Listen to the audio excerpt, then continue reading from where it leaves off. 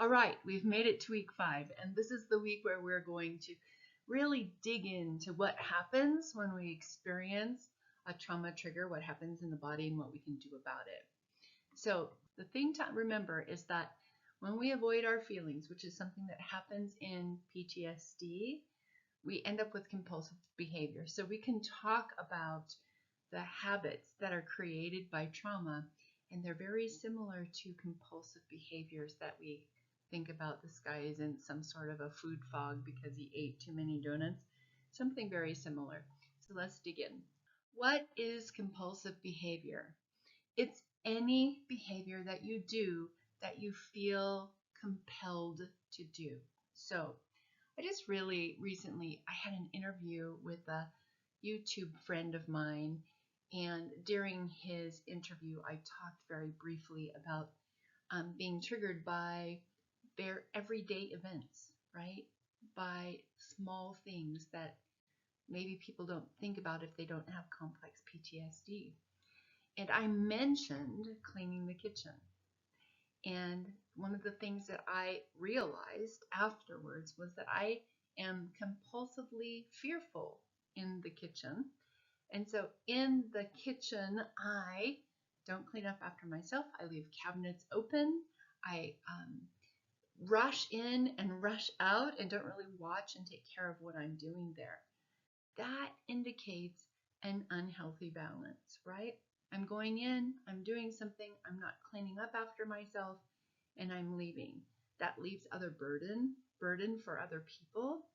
It also is not a good state for me to be in because it's less encouraging of me making nurturing food and spending time in my preparation, being grateful for what I'm eating. So you get the idea.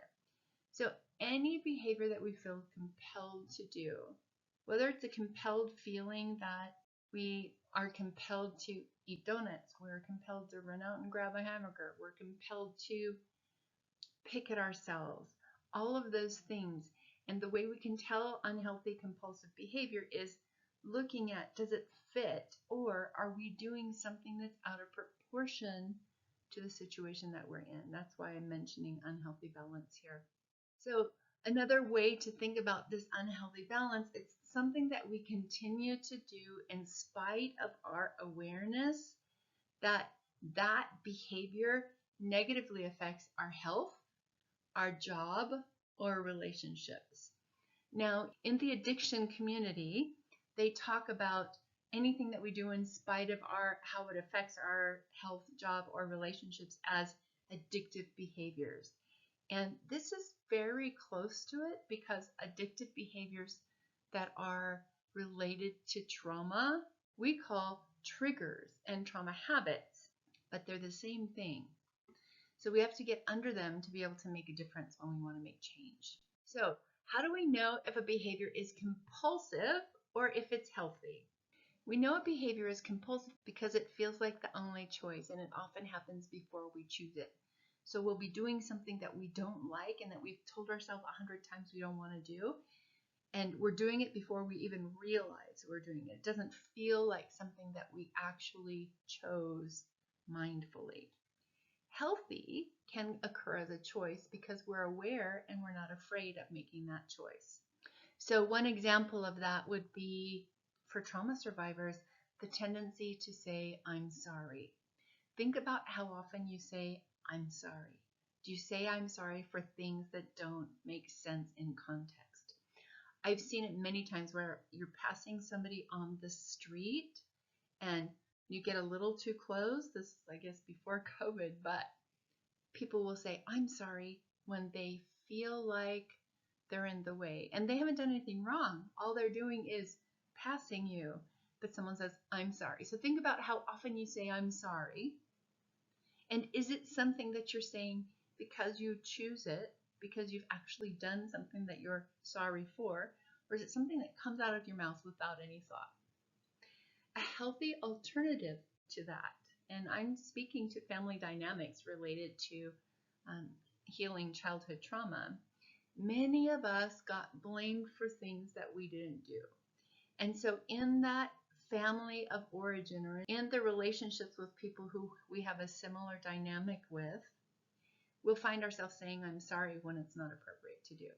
So when we're thinking about a healthy behavior that was once compulsive because it was a trauma habit, the reality is that we can make that shift.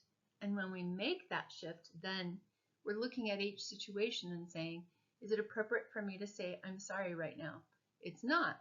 Okay, look at another situation where appropriateness for saying I'm sorry does fit. And you say, this is something that I was doing without thinking before, saying I'm sorry all the time. But right now it fits, so I'm going to choose it. So what I'm trying to tell you is that all compulsive behaviors aren't bad. In the right context, they may fit. And so for us to make the healthy choices and to be our most healthy self, we want to have a full range of behavior that we can choose from. But the key is we're choosing. So we can move behaviors out of compulsive and then still choose it in a healthy way later. So split seconds after a trigger happens, we have this experience of getting automatic thoughts, and those automatic thoughts usually happen so fast. So think about, in this example that I've shared with you, saying I'm sorry. What is the thought that goes underneath that? Oftentimes the thought is, I've done something wrong, or I'm going to be in the way, or I'm bothering someone. It happens so fast that we don't usually catch those thoughts unless we're actually watching for them. And this is the reason that trauma responses happen so fast that people think that they can't be changed, because that thought goes so fast. It's like right underneath the radar. It goes so fast. Going through the door at the same time as them, then that means that you're in the way. And if you're in the way, you might get hurt. And if you might get hurt, then it's appropriate to say, I'm sorry. Happens lightning fast. What we want to do is slow that down, and that's why we're talking about this. So if we remember back to the first lesson, when we talked about the trauma brain real-time connector, the brain stores all of the thoughts and beliefs that we have that were set down during times of trauma so that they can be available on the spot and very quickly every single time that the same trigger shows up or a very similar event happens. So the brain is lazy and makes the categorization of all of these situations, logs them, and when something even slightly similar shows up, the brain goes, oh, here's what you do. Okay? So what we want to do in this case, remember, is to insert time and language to that part of our brain. But the nature of those thoughts always, when we're talking about trauma, is how am I going to keep myself safe in the world? How am I going to keep myself safe? And how am I going to keep other people around me safe? And unfortunately, those thoughts are often self-critical. So one of the examples that I've used is that a child has to figure out how to please and make themselves safe in an environment where they don't have any control. And oftentimes when we miss the mark as a child, and that's the way we interpret it, is that if I didn't keep myself safe by pleasing the person who's hurting me, then there's something wrong with me. So those thoughts that come automatically are often critical because of how they've been programmed while we were a child. Those critical thoughts also prevent. So if you're working through this program and you find yourself thinking, I can't do this, it's too hard for me, you're not smart enough for that, whatever the negative thoughts are, know that those thoughts can also be targeted in this process. That's self-critical thoughts. I want you to give yourself permission to assume that every thought that you have that's critical of yourself comes from old programming, and it can be the target to focus on, to heal it, so that you can continue this work. So what happens when we have those really fast responses in our brain is that we go straight from the trigger to the compulsive behavior. So in my life, I've shared this before, my family engaged in the hamburger solution, when something didn't feel good or something was scary, everybody in the family was eating anyway. Compulsive eating was a problem in my family.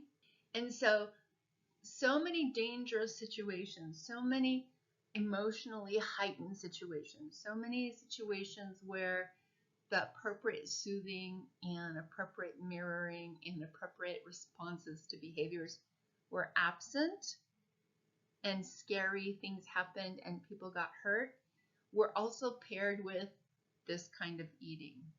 So what happened in my brain and in my family members' brains was a connection. Anything scary, the brain goes straight to a burger and onion rings is going to fix that.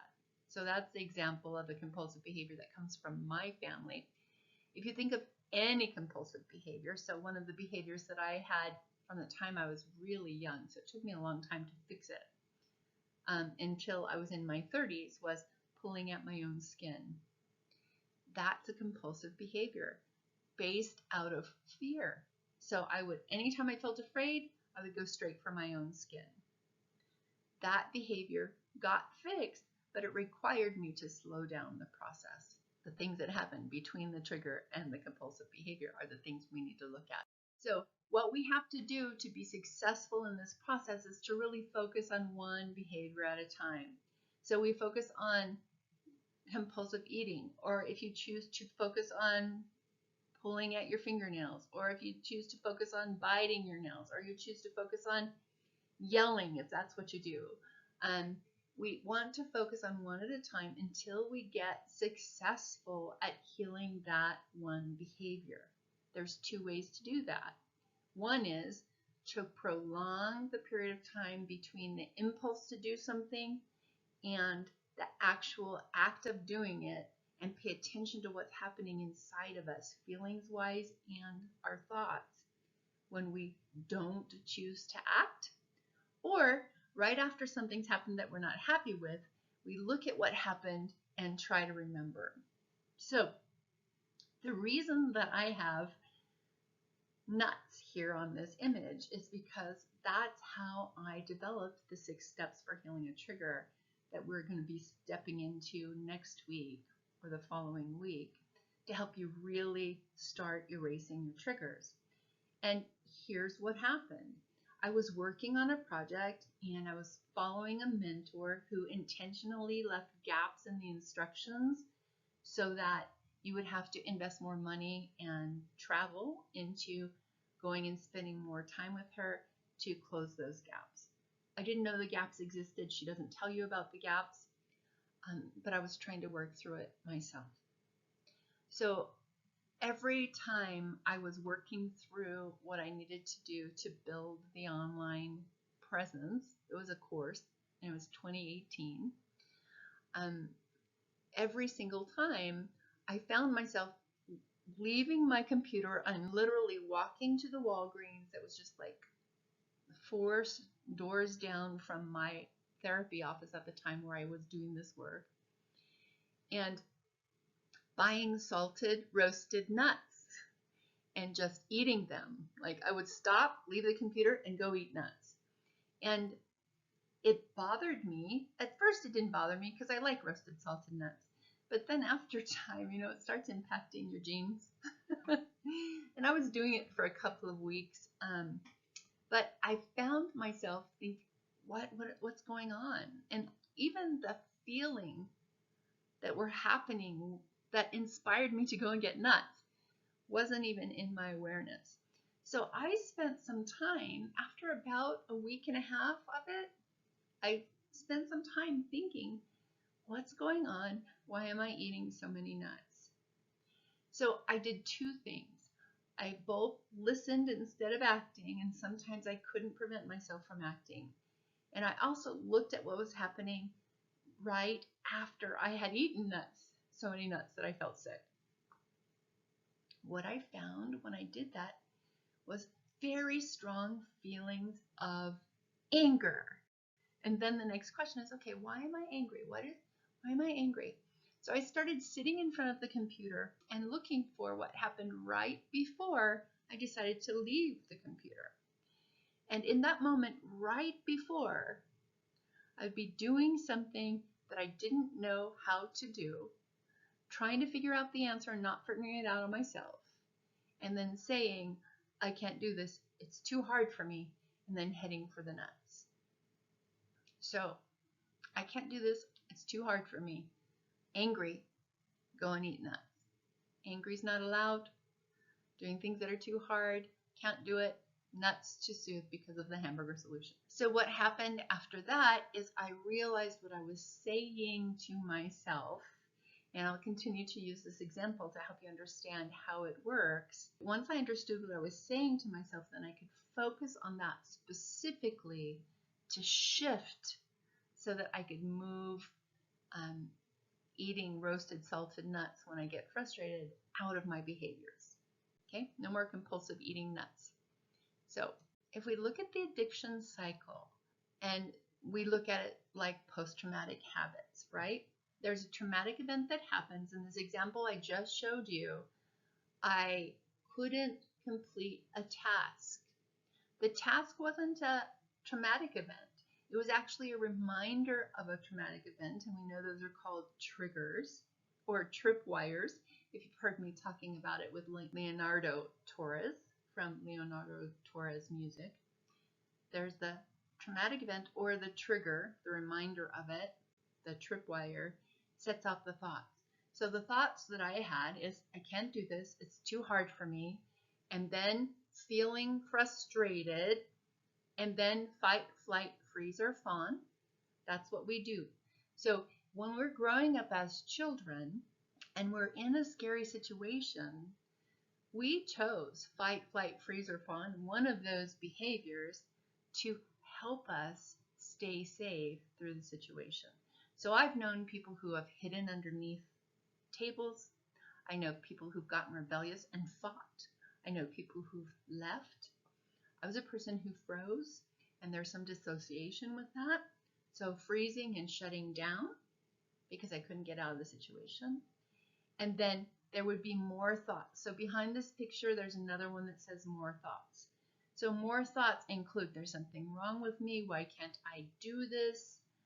If there's only a way to get out of it, I should be able to figure it out. You can fill in the blank of what that looks like for you.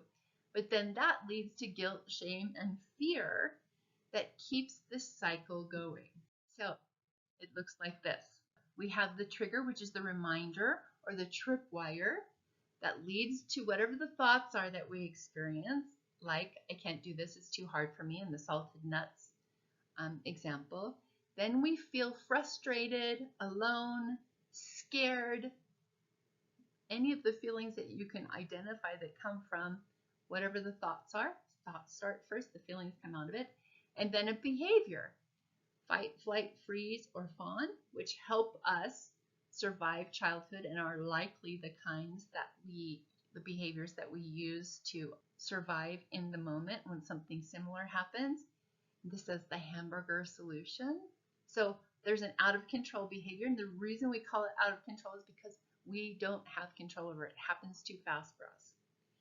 And then there's the in control behavior. So the in control behavior, the trauma erase method, teaches you how to disrupt this cycle.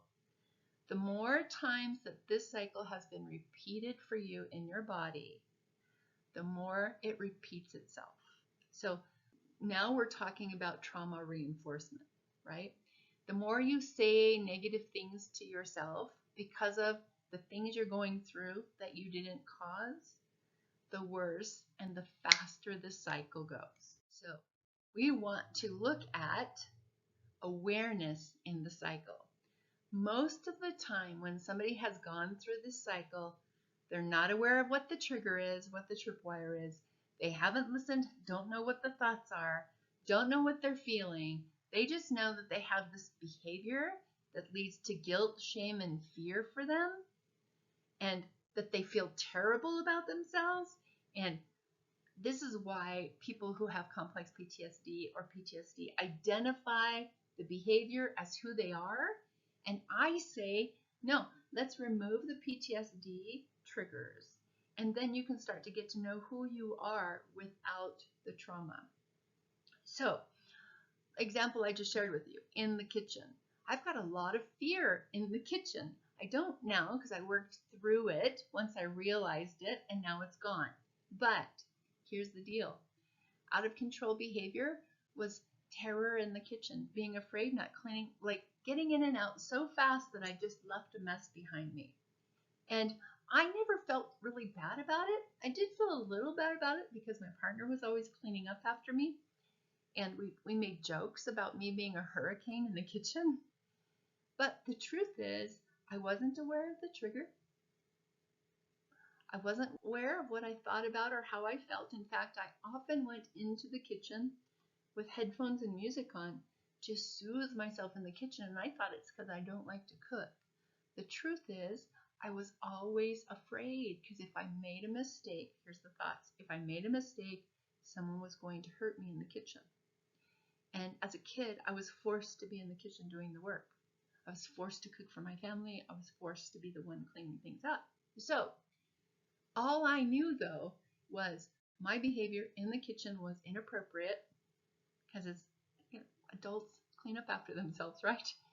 And I wrote off the guilt, shame, and fear and said, oh, that's just my personality. I'm kind of open-ended and I can handle chaos. And so I defined myself based on a trauma compulsive behavior and the reality that I've never kept a clean kitchen.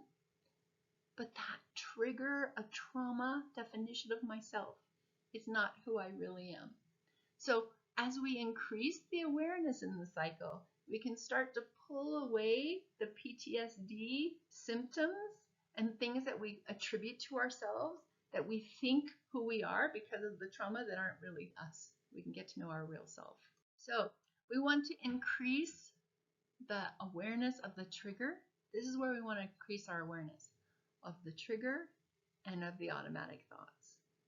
Because when we know what it is that we're thinking that's leading to the fear and those behaviors, then we can actually choose to think about it the right way and choose a behavior that fits. So in this example, I'm triggered by the kitchen. I've been afraid in the kitchen my entire life.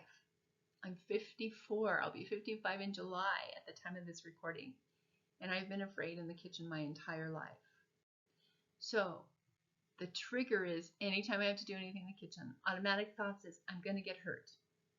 And the feeling is fear. So I focused on the automatic thoughts and replaced them with it's okay, I'm safe, which is the truth in this moment. But my trauma brain wanted me to believe that every kitchen and all kitchens are unsafe and you're always going to get hurt if you do something in the kitchen. It doesn't make sense. It made sense while I was a kid, but doesn't make sense anymore. So this is where we want to focus. Whenever you feel triggered, this is what you want to look at. What happened right before this behavior that I didn't like? What happened right before? So what was the trigger or the tripwire? And what were the thoughts that were going through my head that made me afraid? The reason there's an X right through here is because most of the time these behaviors are things that we're doing because we don't want to experience the feeling. So I was going into the kitchen with music, headphones on, because I didn't want to experience my own fear. I was going into the kitchen with headphones on and I would be in and out really fast because what do you do when you go into a haunted house? You run through it as fast as you can, if you're me, because you don't want to feel the fear. So then that leads to these behaviors for me as leaving a mess every time. Okay, I hope that's clear.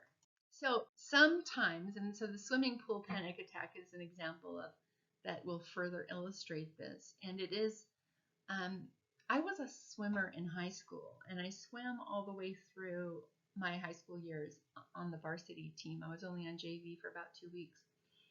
And I was really good at what I did, and my mom never came and saw me. So in my 30s, I'm swimming in my mom's backyard pool. I'm swimming laps. And I'm swimming, and I take a breath. You know, swimmers take their face out of the water to breathe. Took a breath, and I saw my mom walking past. And in that moment, I started having a panic attack. My heart started beating really fast and hard, and I'm like, oh, I'm having a panic attack. I need to stop. Of course, you can't breathe while you're having a panic attack, so swimming is out of the question. So I went and sat on the side of the pool with my feet still in the water. My mom said, what are you doing? And I said, I'm having a panic attack, so I need to stop. The panic attack did not stop as I sat with my feet in the water. And I'm like, okay, maybe it's the water. So see, now I'm looking for what is the stimulus that's caused this panic attack to start, because I know that if I can remove that, it'll stop the panic attack. So I'm like, maybe it's my feet in the water. So I think, okay, I get out of the pool, like I pull my feet out of the water and I walk all the way around to the other side of the pool where they have one of those covered swings that's a bench. And I went all the way over there and I sat down. My heart is still pounding out of my chest. And I'm thinking, okay, what's going on? She asks me again, are you okay? I'm like, yeah, panic attack hasn't stopped yet. So because the panic attack continued, I thought, well, maybe it's the pool. So I get up now and I walk all the way out of the pool yard. And as soon as the gate closes behind me and I hear it close behind me, my heart stops pounding. And I went, oh, it must be the pool. But it doesn't make sense to me. I've been swimming my whole life and I've never had a panic attack in the pool. So I'm thinking, what the heck is going on? So I thought about that for 3 days. It took me 3 days to figure out what was going on.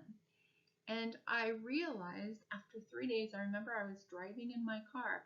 And this happened I was 30, so it happened 25 years ago, and I still remember. I'm in my car, and I'm trying to run it through my head, and it's one of the things that you can do while you're trying to figure out how to heal trauma, is we can work on something in the front of our mind, but also if we ask our brain to work on something and find an answer, it will if we give it some time to rest. And I had a moment of like clarity where I remember when I took that breath and I saw my mom, I thought, I wonder if she sees what a good swimmer I am. So I'd left high school, I don't know, decade and a half earlier. But when my mom walked by, an unmet need came up and I thought, I wonder if she sees what a good swimmer I am. And that's what started my panic attack. It was a thought. What feelings would come up with that? Well, feelings of feeling unloved, of emotional neglect, of, I don't know what is the feeling you have when you have a parent who's so completely self-absorbed, loneliness, right? So that's what happened. The panic attack was brought on by a thought. But many people will have a panic attack, have anxiety related to PTSD, and say, I don't know where it comes from. It comes from something you're thinking. And sometimes it takes time to figure out what the thought was that started something like that started a panic attack to happen, or started a flashback. But this is a skill that as you practice it, you'll get better at it, and your body will get better at cooperating with you on it. So how do we capture those automatic thoughts? There are several ways. One is hold the feeling and allow the memory to bubble up. And that's what I did with this example of my panic attack in the pool. Also, journal. So in the journal, you can write what happened right before, what were the feelings that were happening for me, and as you're journaling, the thoughts will usually show up too. You can also tell a friend what happened in that event, and as you talk through it, your thoughts will show up for you. It took me 3 days to discover the thought that started the panic attack. Trust your body to reveal the thoughts to you. They are on repeat. So if you access them and you ask your body to show it to you, it will, because they're in there. I promise you. So that's all for automatic thoughts, our next lesson is the feelings part of the cycle. We'll see you in a minute in that lesson.